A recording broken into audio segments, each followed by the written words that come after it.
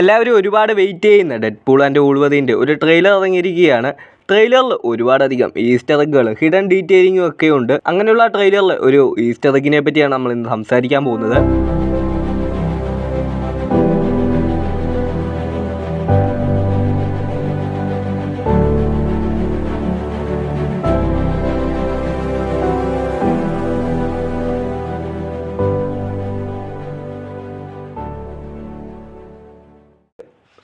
ട്രെയിലറിൻ്റെ ഒരു ഷോട്ടിൽ ഒരു വലിയ ആൻറ്റ്മാൻ്റെ തല കാണിക്കുന്നുണ്ട്.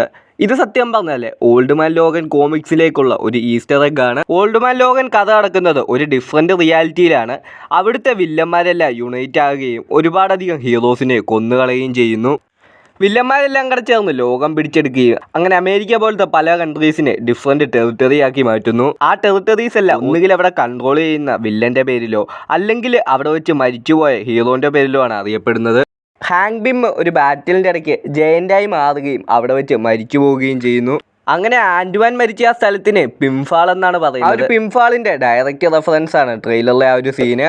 ആ ഒരു ഷോട്ട് സൂക്ഷിച്ചു നോക്കിയാൽ നമുക്ക് മനസ്സിലാകും അതിനുള്ളിൽ ആൻറ്റ്മാൻ്റെ സ്കെൽറ്റൻ ഇപ്പോഴും ഉണ്ടെന്ന്. പടത്തിൽ മിക്കവാറും വില്ലന്മാരെല്ലാം താമസിക്കുന്ന ഒരു സ്ഥലം പോലെ ആയിരിക്കും അത് കാണിക്കുന്നത്. ആ തലയുടെ മുമ്പിൽ ഒരുപാട് പേര് നിൽക്കുന്നത് കാണാം. അതിൽ നമ്മുടെ പഴയ എക്സ്മെൻ മൂവീസിലെ അസാസലും ലേഡി ഡെസ്ട്രൈക്കും ഒക്കെ ഉണ്ട്. അതുപോലെ തന്നെ സിനിമയിലെ പ്രധാന വില്ലനായിട്ട് വരുന്ന കസാൻഡ്ര നോവ ആ ഒരു ഹെൽമെറ്റ് തുറന്ന് ഇറങ്ങി വരുന്നതും കാണാം.